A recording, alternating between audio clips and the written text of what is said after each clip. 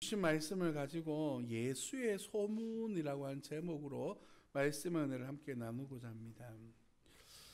우리가 마가복음 1장을 읽으면서 그 1절 말씀에서 대전제로 말씀하신 것이 하나님의 아들 예수 그리스도의 복음의 시작이다. 하나님의 아들이신 예수 그리스도가 그리스도고 그의 복음이 시작되어졌다라고 하는 말씀으로 선포되어졌습니다.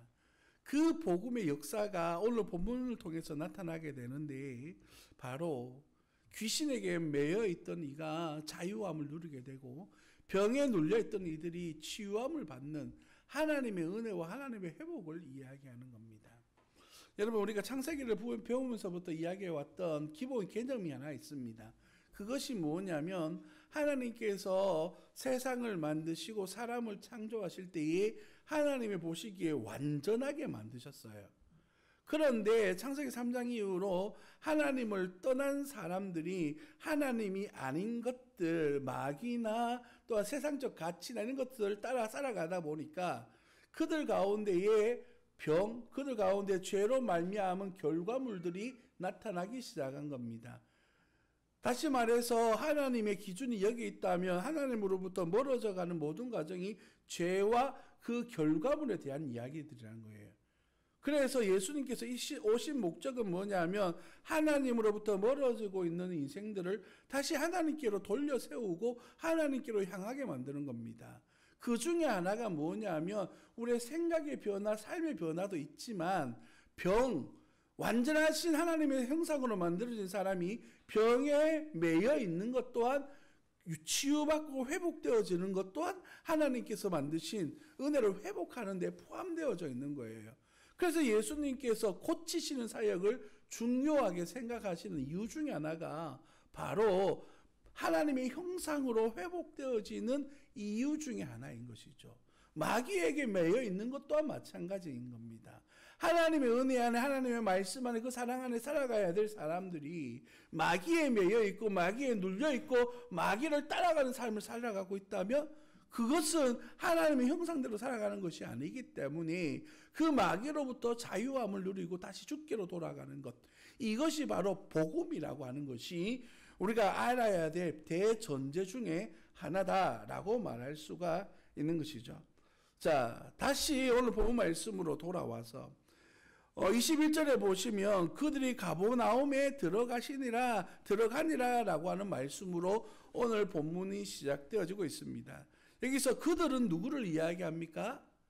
바로 예수님께서 불러주신 4명의 제자들, 베드로와 안드레와 야고보, 요한, 이 4명의 제자들이 이제 예수님을 따라 살아가고 있습니다.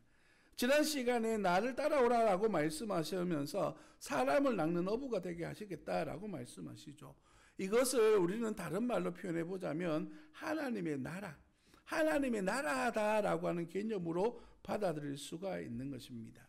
자, 하나님의 나라가 어떻게 완성되어지고 만들어지고 하나님의 복이 어떻게 선포되어지고 있는지에 대해서 오늘 살펴보게 될 것인데, 먼저 어디를 가셨느냐, 가버나움이라고 하는 곳이 가지고 있는 그 위치적 의미를 한번 여러분과 함께 살펴보기를 원합니다.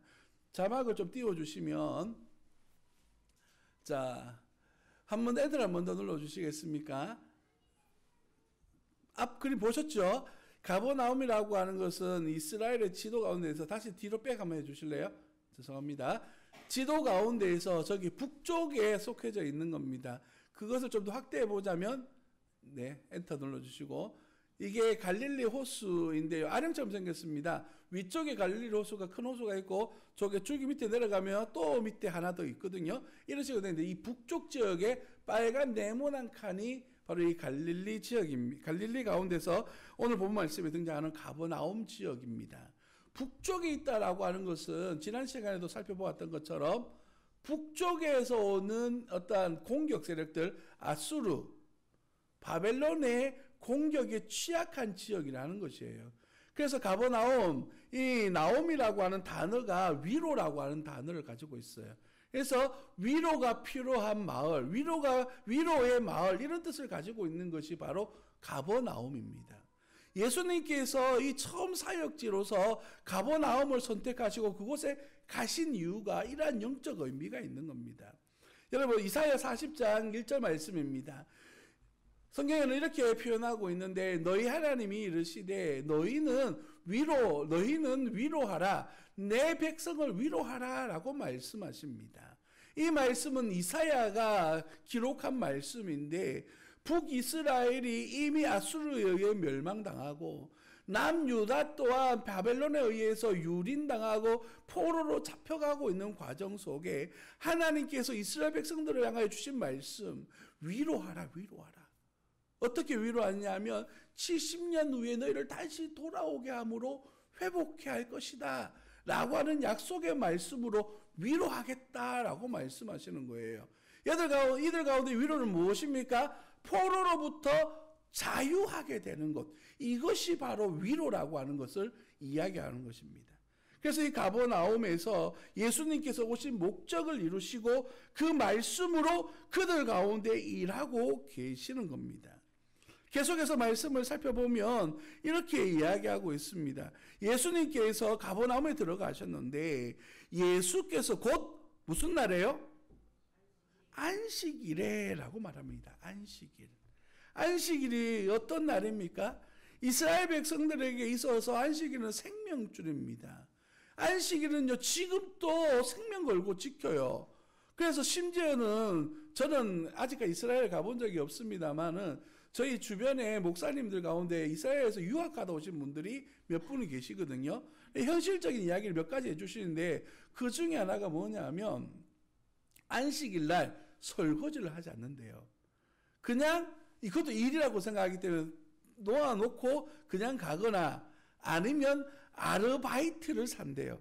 그래서 수요일날 설거지라든지 집안일을 하는 사람을 돈 주고 사서 원래 성경적 의미는 아닙니다. 시키면 안 되죠. 그런데도 안식일 자기를 지키기 위해서 그렇게 사람을 산대요.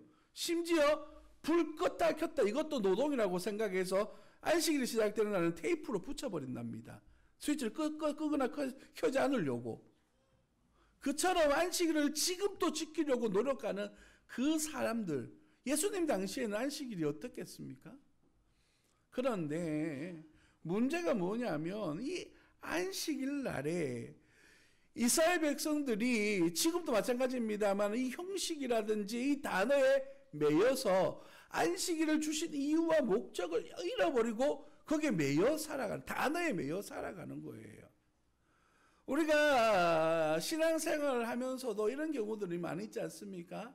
우리 주님께서 진정으로 원하시는 예배의 모습은 이 어떤 경직되어지고 딱딱한 모습 속에서 그렇게 지켜지는 걸 원하시는 것이 아니라 내가 하나님을 사랑하고 하나님을 고백하는 마음 속에서 예배 드리기를 원하시는 것인데 여기에 매여 살아가다 보면 정말 그 의미를 잃어버리고 살아갈 때가 많단 말이에요.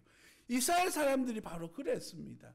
이 안식일에 매여서 안식일 날 예수님께서 지적했던 것처럼 생명 살리는 일에도 관심이 없는 거예요. 누가 죽어가도 구원해 주지 않는 그러한 상황이 안식일이 그들 그 단어 속에 매여 살아가고 있는 삶이 현실들이었습니다. 그런데 어떤 일이 벌어집니까? 안식일에 어디에서요? 장소적인 표현이 회당에서 들어가셨어요. 회당이. 이 회당 또한 중요한 의미를 가지고 있습니다. 앞서 말했던 것처럼 이스라엘 백성들이 포로로 잡혀간 시기에 그들이 하나님을 예배하고 하나님의 말씀을 배우고 가르치고 교제했던 장소가 예루살렘이 없어진 거예요. 포로로 잡혀가서 이제 어떻게 해야 될까? 왜 우리가 이런 일을 당해야 되나? 이사야 말씀이나 예레미야 말씀들을 살펴보니까 하나님을 떠나서 생긴 문제다라는 사실을 알게 된 겁니다. 그래서 그들이 모여서 하나님 안에서 예배하고 하나님의 말씀을 사모하고 하나님의 백성들을 가르치는 공간으로서 회당이 생겨나기 시작한 겁니다. 다른 말로 표현해보면 회당은요, 하나님의 은혜의 공간이 되어져야 된다는 거예요. 이 삼박자가 오늘 다 등장하지 않습니까? 안식일에 회당에서 예수님께서 하나님의 말씀을 가르치고 계셔요. 근데 문제가 생깁니다. 23절 말씀을 볼까요? 마침 그들의 회당에 은혜가 있어야 될 그 장소에 더러운 귀신 들린 사람이 소리 지르고 있습니다. 여러분, 이 본문의 흐름이 자연스럽게 저 회당에 귀신 들린 사람이 있구나 이렇게 받아들이면 안 돼요. 하나님의 은혜가 있고 하나님의 치유가 있고 하나님의 회복이 있어야 될 그 장소에 있어서는 안 될 더러운 귀신 들린 사람이 있는 겁니다. 왜요? 그 회당이 그 안식일이 그 기능을 하지 못했기 때문입니다.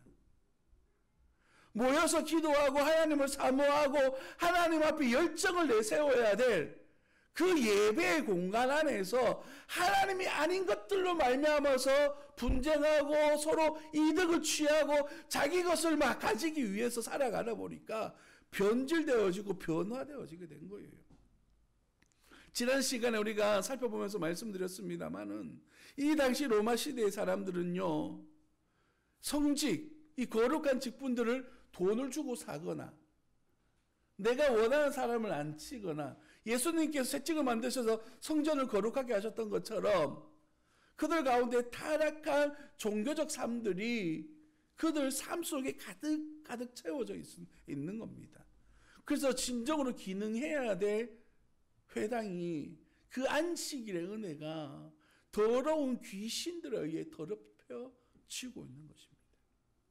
이 말씀을 준비하면서 묵상하면서 과연 우리가 예배드리는 우리의 교회는 어떠한 교회인가? 라고 하는 질문을 던지지 않을 수가 없었습니다.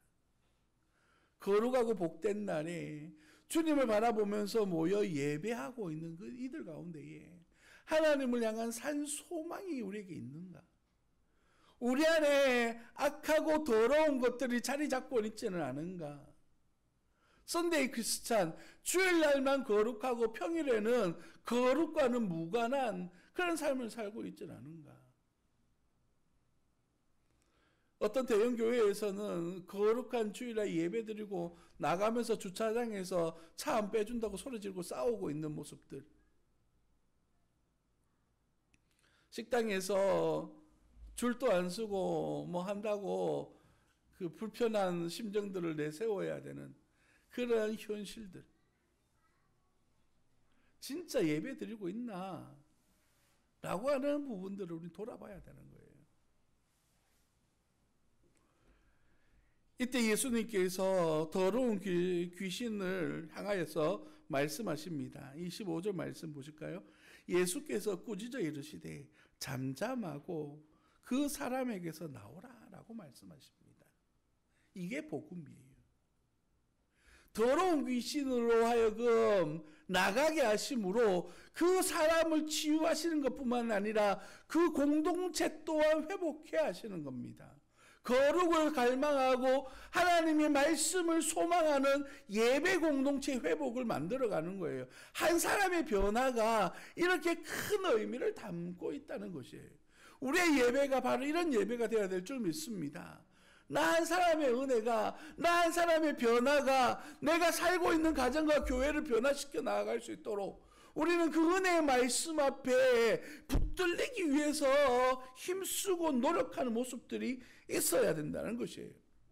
마귀는 이런 예수님을 향하여 뭐라고 말씀하고 있습니까? 24절 말씀에 나사렛 예수여 우리가 당신과 무슨 상관이 있나이까?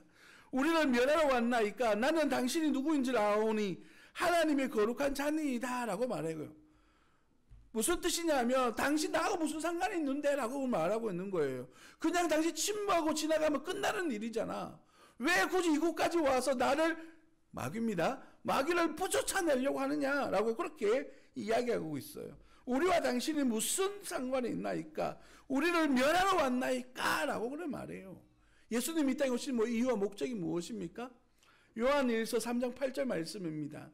요한일서 3장 8절 말씀에 보면 예수님께서 직접 이렇게 말씀하셨어요. 죄를 짓는 자는 마귀에게 속하나니 마귀는 처음부터 범죄함이라. 하나님의 아들이 나타나신 것은, 예수님이 오신 것은 마귀의 일을 뭐하기 위해서요? 멸하려 하심이라. 예수님이 오신 목적이 바로 이런 마귀의 일을 멸하시기 위해서 오신 거예요. 교회 공동체가 해야 될 역할과 방향성이 뭡니까? 결국에 이러한 악한 영들이 일하지 못하도록 예배 공동체가 더욱더 힘쓰는, 모이기를 힘쓰고 하나님을 예배하기를 힘쓰고 하나님의 일들을 하기 위해 힘쓰는 공간이 되어진다면 마귀가 발들일 틈이 없어지는 것이죠. 마귀는 죽이고 멸망시키는 데 목적이 있어요. 그러나 우리가 사형리 배울 때 다 들어왔던 것처럼 예수님이 오신 목적은요, 우리의 삶 속에 풍성함을 주시기 위해서래요. 우리 안에서 삶 속에 하나님의 은혜가 풍성해지도록 우리 주님이 이 땅에 오신 것이거든요. 양으로 생명을 얻게 하고 우리에게 생명을 주시는 것뿐만 아니라 우리의 삶 속에 하나님의 풍성함을 누리도록 우리를 먹이시고 이끄시는 하나님의 은혜가 예수 안에 있음을 이야기하는 겁니다. 1장 1절에서 말했던 예수 그리스도의 복음의 시작이 바로 이러한 복음, 나로 하여금 따라왔던, 알아왔던, 지금 경험해왔던 악한 것들로부터 나를 돌이켜서 예수 그리스도 안에 있는 자유함과 예수 그리스도 안에 있는 은혜를 누리도록 우리를 불러주고 계시고 우리를 이끄시고 계시다라고 그렇게 말씀하고 있는 겁니다. 예수님의 말씀에 이 마귀는 놀라 달아나고 있습니다. 26절, 더러운 귀신이 그 사람에게서 격렬을 일으키고 큰 소리를 지르며 나오는지라. 마귀도 그냥 안 나가고 나름대로는 그저 최고의 발악을 하면서 나갑니다. 그런데 제 눈을 사로잡았던 본문이 27절 말씀이에요. 다 사람들이 놀라고 있습니다. 자, 22절에도 보면 무사람이 그의 교훈에 놀라니라고 말하면서 예수님의 가르침에 놀랐던 사람들이 27절에 보면 다 놀랐어요. 왜요? 이는 어찌미냐 권위 있는 새 교훈이로다. 더러운 귀신들에게 명한즉 순종하는도다. 그 말씀에 얼마나 능력이 있는지 마귀도 놀라서 물러가네? 이렇게 이야기해요. 그런데 더 재밌는 표현은 뭐라고 이야기합니까? 어찌미냐 권위 있는 새 교훈이로다. 마귀가 물러가면 예수님의 말씀에 권위가 있네, 능력이 있네, 귀신도 쫓아내네 이렇게 이야기해야 되는데 예수님의 말씀은 새로운 교훈이구나 이렇게 그의 가르침에 대해서 이야기해요. 귀신 쫓아내는 사건에 대해서 이야기하는 것이 아니고. 여러분, 이것이 바로 오늘 여러분과 함께 나누고자 하는 핵심 중의 핵심이에요. 그래서 22절과 27절 말씀을 함께 생각해 보면 예수님 당시에 예수님 말고도 하나님의 말씀을 가르치는 사람이 있었습니다. 그 사람들을 서기관이라고 불러요. 회당에서 하나님의 말씀을 가르치는 사람들. 다른 사람들도 이미 예수님처럼 말씀을 가르치셨을 거라고요. 그런데 왜 이 서기관들과 비교되어지면서 예수님의 교훈이 놀랍다라고 이야기하는 것일까요? 뿐만 아니라 예수님 외에도 그 당시에 병을 고치거나 낫게 하는 기적들이 전혀 없었을까요?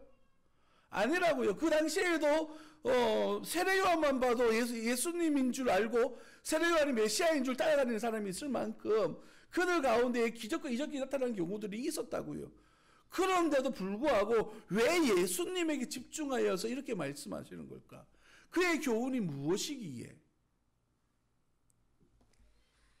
방금 말씀드렸던 것처럼 예수님에게는요 사람들에게 없는 특별함이 있었습니다.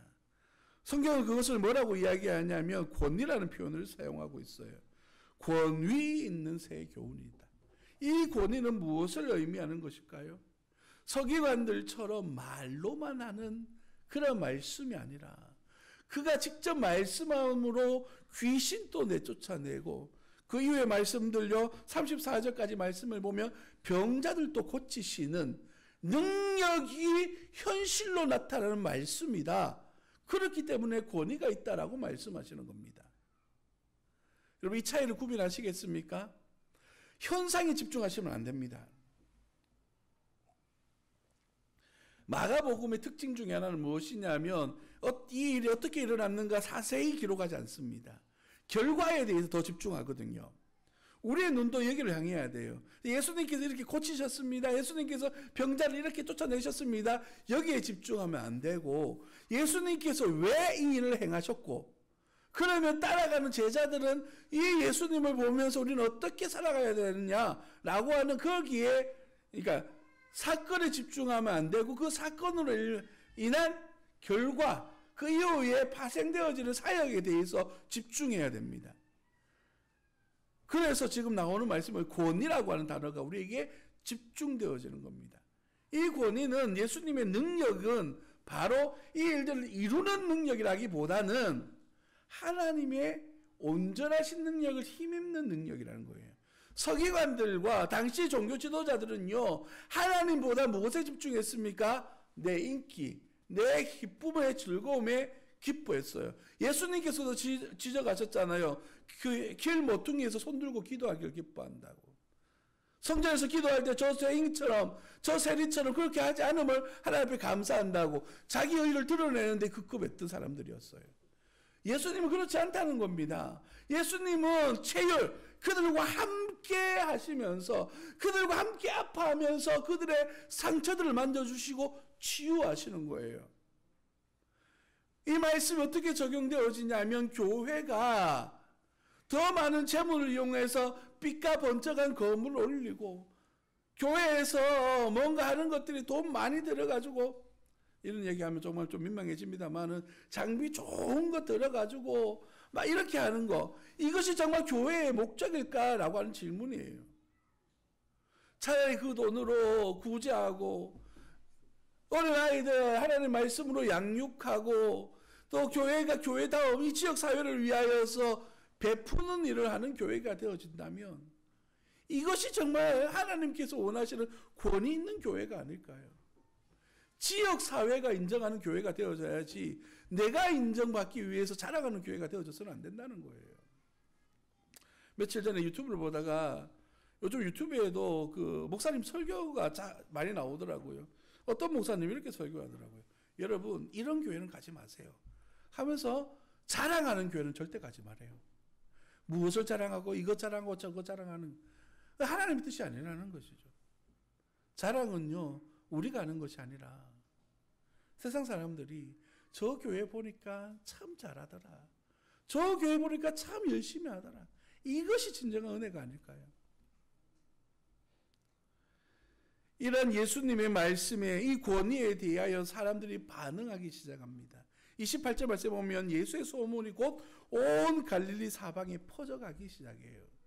예수의 이름이 나타나기 시작한다고요. 사랑하는 성도 여러분, 이러한 권세 있는 말씀이 결국에는 그들 스스로가 자랑하고 소문을 퍼뜨려서 퍼져지는 것이 아니라 하나님께서 은혜 주시니까 자연스럽게 증거되어져 가는 것입니다. 그런데 30절 말 29절과 30절로 넘어가면서 이렇게 시몬과 안드레의 집에 가게 되는 장면을 보여줘요. 근데 30절 보니까 시몬의 장모가 열병으로 누워 있는지라 사람들이 곧 그 여자에 대하여 예수께 여짜온대. 이제 이 부분에 집중해서 말씀드리면, 장모님이 지금 열병으로 걸렸는데 죽을 병입니다. 굉장히 위험한 병이 걸려 있는 거예요. 이게 단어적 흐름 속에 보면 고치라고 하는 단어가 반복되어지는데, 그러니까 급하게 일이 지금 진행되어지고 있다는 것을 보여줘요. 예수님께서 성전에서 나오셔서 그 시몬의 집에 가셔서 치유하시는 과정까지 급하게 일어나는, 하루 만에 다 일어나는 일이라고 봐요. 중요한 사실은 뭐냐면, 예수님의 일에 집중하면서 예수님이 나라의 사역에 집중하다 보면 우리가 살펴야 될 가정이라든지 나와 가장 가까이 있는 사람들에 대해서 소홀할 때가 많아요. 그러면서 우리는 이야기하죠. 내가 주의 일에 집중하다 보니까, 성경적 표현되면 고르반, 하나님 앞에 바쳐져야 되기 때문에 이런 핑계 저런 핑계를 대면서 우리가 더 사랑하고 집중해야 될 가까운 데 대해서 무관심하거나 제대로 하지 못할 때가 많이 있어요. 그럼 오늘 본 말씀은 뭐예요? 지금 예수님은 이 시몬의 장모님을 고쳐주심으로 말미암아 가까이 있는 가족부터 바라보시는 모습들을 보게 되는 거예요. 여러분, 순서가 중요하진 않습니다. 그러나 중요한 건 뭐냐면, 하나님께서 주신 가정 또한 우리가 사역해야 될 대상이라는 사실을 분명하게 보여주는 거예요. 표현이 죄송합니다. 한국적 정서라고 한번 생각해 보세요. 지금까지 우리가 알아왔던 한국적 정서. 집에 여자가 누워서 아프고 있대요. 그러면 집안일하는 남편이 그 돌보러 집에 들어가겠어요? 지금까지 과거에서 알아왔던 우리 남자들의 역할은 그러지 못했습니다. 그러나 진정한 복음의 역사는요, 가까운 곳을 돌아보는 것을 주저하지 않아요. 여러분, 같은 맥락 속에서 구원이라고 하는 것은 세상적으로 자꾸 향해 나아가는 것만을 이야기하는 것이 아니라 내 집안도 돌아보면서 또한 교회 공동체도 살펴보면서 하나님의 다스림이 내 가정에서부터 시작하여서 내 지역사회로, 내 이웃에게로 향할 수 있도록 올바른 방향성을 가지고 나아가야 된다는 거예요. 그래서 사도행전 1장 8절 말씀에 하나님 나라 복음이 어떻게 증거되어진다고요? 예루살렘과 유대와 사마리아와 땅끝까지 이르러. 바로 내가 있는 공간에서부터 시작되어진 복음이 확장되어져 갈 수 있도록 나와 내 공동체가 어떻게 되어져 가는지를 살펴보면서 우리는 주의 사역들을 감당해 나아가야 된다는 것을 이야기하는 것이죠. 사랑하는 성도 여러분, 우리는 주님 앞에 기도해야 됩니다. 요한복음 15장 7절 말씀에 보면 이렇게 이야기합니다. 너희가 내 안에 거하고 내 말이 너희 안에 거하며 무엇이든지 원하는 대로 구하라. 그리하면 이루리라. 우리는 주님을 알고 주님 앞에 기도해야 돼요. 여러분 24절 말씀으로 다시 한번 돌아가 볼까요? 나사렛 예수여, 우리가 당신과 무슨 상관이 있나이까? 우리를 멸하러 왔나이까? 마귀의 말입니다. 나는 당신이 누구인지 아노니 라고 말합니다. 마귀가 예수님에 대해서 안다라고 말해요. 정말 아는 것일까요? 여러분, 안다라고 하는 말을 우리 정의를 내려봐야 됩니다. 안다는 것은 지식적 알을 이야기하지 않습니다. 마귀가 안다라고 말하는 것은 예수님이라고 한 사실을 아는 것이지 그 말씀에 순종하고 그 말씀대로 살아가는 것을 의미하지 않습니다. 진정한 알미 아니에요. 우리가 이 말씀 속에서 안다라고 말하는 것은 정말 제자들처럼 그 말씀 안에 푹 담겨서 그 말씀대로 순종하며 살아가는 것을 안다라고 말하는 거예요. 지금 오늘 본 말씀의 핵심과 그 결과로 연결되어지는 것은 바로 예수님의 제자들에게 이 모든 모습들을 보여주고 계셔요. 왜요? 예수님은 평생 동안 이들과 함께 할 수 없어요. 3년 후에는 십자가를 지시고 천국으로 가셔야 돼요. 그 남겨진 제자들은 뭐 어떻게 해야 됩니까? 그의 가르침을 순종하며 살아가야 됩니다. 그러기 위해서는 예수님에 대해서 알아야만 돼요. 배워야만 된다고요. 교회의 모습이 바로 이래야 되는 겁니다. 우리가 예수님을 알고 하나님의 말씀을 아는 일에 힘을 써야 되는데 그저 아는 일에 지식적인 것을 쌓아가는 일에 힘을 쓰는 교회가 아니라 진정한 예수님의 가르침을 교회 안에서 실천하고 내가 그 삶을 살아가는 것, 이것이 진정한 삶이 되어진다는 것이에요. 방금 우리가 읽었던 요한복음 15장 7절 말씀에 너희가 내 안에 거한다라고 하는 말씀, 이것이 바로 진정한 삶이라고 하는 거예요.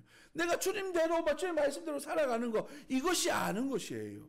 교회가 진정으로 아는 사역을 한다는 것은 그 말씀대로 사역하고 그 사명을 감당하는 것을 이야기하는 겁니다. 2023년도 세움교회는 우리가 이런 삶을 실천하는 교회가 되어지기를 예수님 이름으로 축복합니다. 주보를 다시 보겠습니다.